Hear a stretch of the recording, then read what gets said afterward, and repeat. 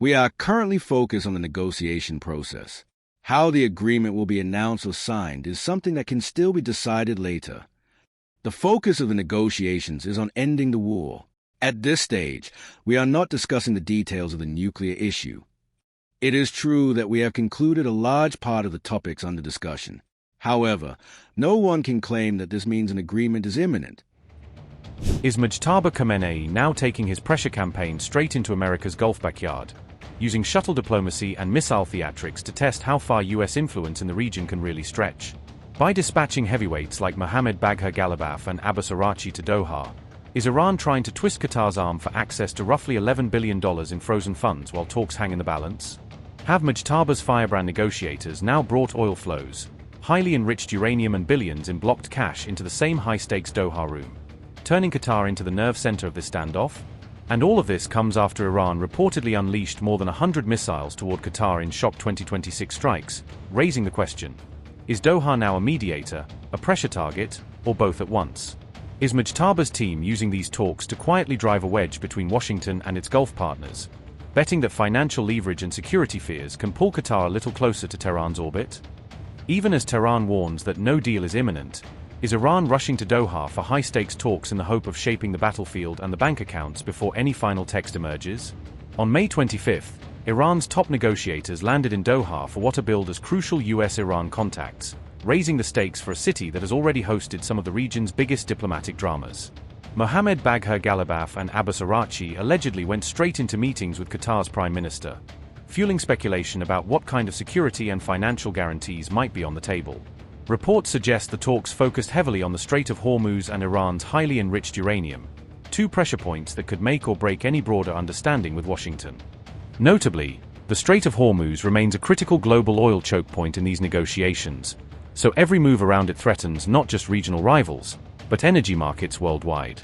Iran's growing uranium stockpile is also at the core of the wider agreement process, raising the question of whether Doha can help bridge the gap between what Tehran wants to keep and what Washington wants gone. The Tehran-Doha discussions are reportedly aimed at sketching a framework for a final Iran-US deal, but are these side-room understandings enough to lock in something both capitals can actually sell at home? And notably, Qatar is said to have detected 127 incoming Iranian ballistic missiles, with 118 successfully intercepted. So how much does that recent trauma color Doha's role as both target and mediator?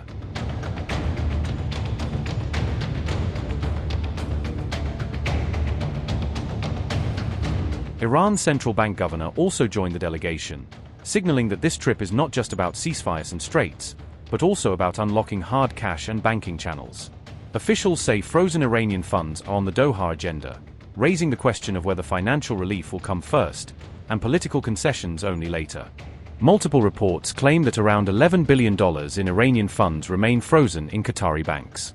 These Doha talks come as Iran and the US continue inching through a possible memorandum of understanding. But is this really the step before peace, or just another fragile pause? Iran's central bank chief has reportedly discussed practical access to those frozen funds, a reminder that behind every big geopolitical headline lie technical banking details that can delay or derail progress. Iran's central bank chief has reportedly discussed practical access to those frozen funds, hinting that technical banking details may be just as contentious as the political headline text. Yet on May 25th, Iran's foreign ministry publicly insisted that no deal is imminent with Washington. We are currently focused on the negotiation process. How the agreement will be announced or signed is something that can still be decided later.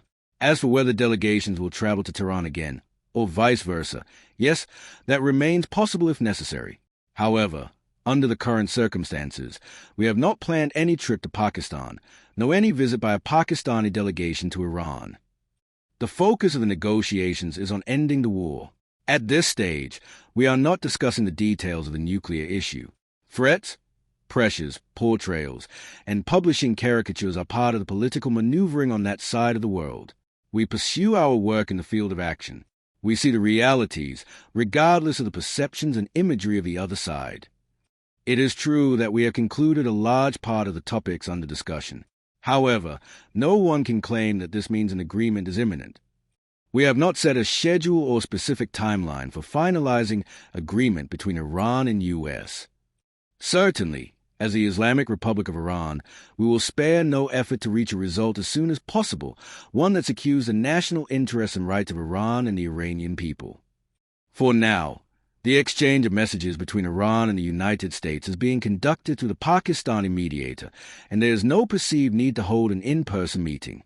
Whenever we reach a final conclusion and consider it necessary for exchanges to take place in person with Pakistani participation, we will arrange that. Given the overall circumstances, this trip will not take place. We also ran into a problem with a U.S. visa. I understand the Security Council meeting was scheduled for tomorrow, Tuesday, so the trip is cancelled. We do not collect fees at Strait of Hormuz. There is no toll. In my opinion, one should be careful with word choice. We are not trying to charge a toll. Regarding the Strait of Hormuz, we are not going to discuss the details in this agreement. How the Strait of Hormuz is managed is a matter for its coastal states. Of course, we are also in contact with many other relevant countries to establish a mechanism that both ensures the safety and security of transit through the strait and best serves the interests of the international community. Any hostile action, Europe's new sanctions on Iran for blocking the traffic in the Strait of Hormuz, will certainly be met with a reciprocal response from Iran. You cannot unilaterally impose illegal measures on a country and expect the other side to stand idly by. The Islamic Republic of Iran is certainly not powerless. Fundamentally, if the European Union had long ago taken a responsible stance toward international development, perhaps some of the consequences our region and the international community are facing today would not have occurred. Of course, we spend some of our money on missiles and drones, because if we didn't, our enemies could achieve their goals, as we've seen many times in recent months.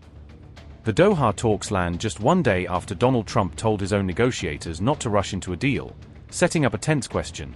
Who really has the time advantage now, Washington or Tehran?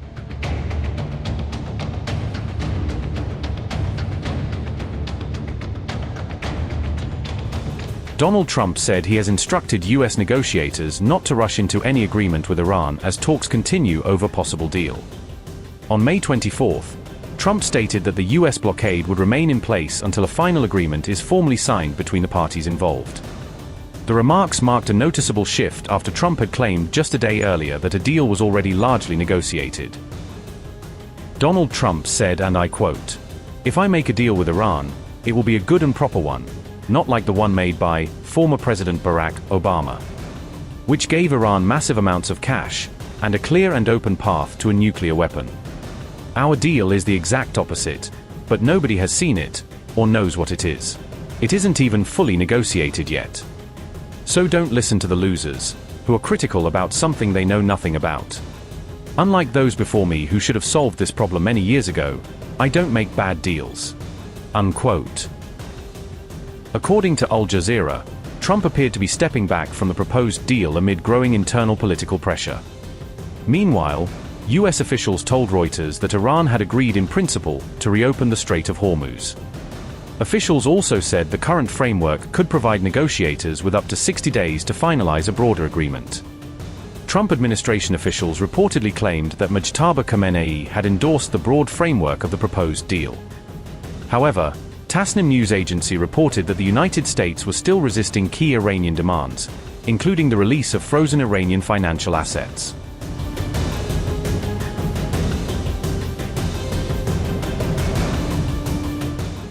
Marco Rubio told the New York Times that a nuclear agreement could not be finalized in 72 hours on back of a napkin.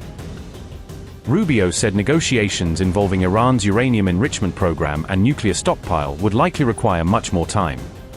The U.S. Secretary of State added that reopening the Strait of Hormuz remained the immediate priority for Washington.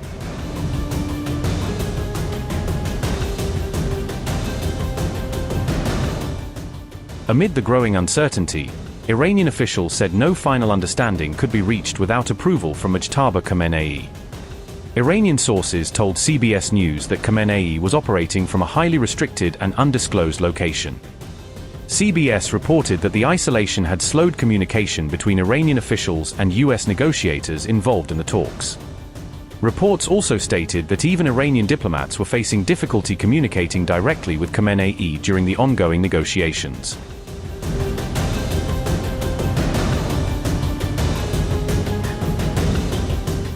Amid rising hopes for a ceasefire framework, Trump is now insisting that only he can decide Iran's future, portraying himself as the sole arbiter of any final arrangement.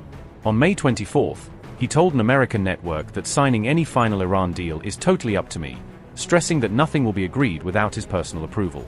Trump insisted that if there's news, it's only going to be good news, adding that he doesn't make bad deals, a line meant to reassure both domestic supporters and nervous partners abroad. He said he has instructed his negotiators not to rush into a deal with Tehran, arguing that moving too fast could lock in terms that fall short of U.S. objectives. Trump claimed that time is on our side as talks continue, signaling that he believes Iran is under more pressure from sanctions and the blockade than Washington is from the war's costs. Officials in Washington have made clear the naval blockade on Iran will remain in place until an agreement is reached and signed, keeping economic and military pressure firmly on Tehran during negotiations. Trump said, and I quote, "One of the worst deals ever made by our country was the Iran nuclear deal, put forth and signed into existence by Barack Hussein Obama and the rank amateurs of the Obama administration. It was a direct path to Iran developing a nuclear weapon. Not so with the transaction currently being negotiated with Iran by the Trump administration. The exact opposite, in fact. The negotiations are proceeding in an orderly and constructive manner, and I have informed my representatives not to rush into a deal, and that time is on our side. The blockade will remain in full force and effect until an agreement is reached, certified, and signed. Both sides must take their time and get it right. There can be no mistakes. Our relationship with Iran is becoming a much more professional and productive one. They must understand, however, that they cannot develop or procure a nuclear weapon or bomb." Unquote.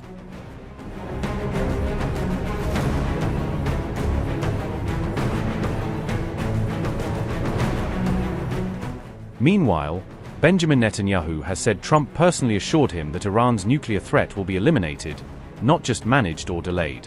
Netanyahu claims their discussions covered security in the Strait of Hormuz, ceasefire terms on current battlefields and, crucially, the shape of final-stage nuclear negotiations. The Israeli premier insists any final deal must dismantle Iran's enrichment facilities, arguing that merely limiting or monitoring them is not enough to guarantee long-term security. He has also demanded that enriched uranium be physically removed from Iranian territory, saying that as long as the material stays inside Iran, the risk of a breakout remains. However, reports say Iran currently refuses to discuss detailed nuclear issues in the present round of Memorandum of Understanding talks, keeping that file off the table for now. Tehran reportedly wants nuclear questions postponed until later, final agreement negotiations, hoping to secure security guarantees and sanctions relief language before touching its most sensitive program.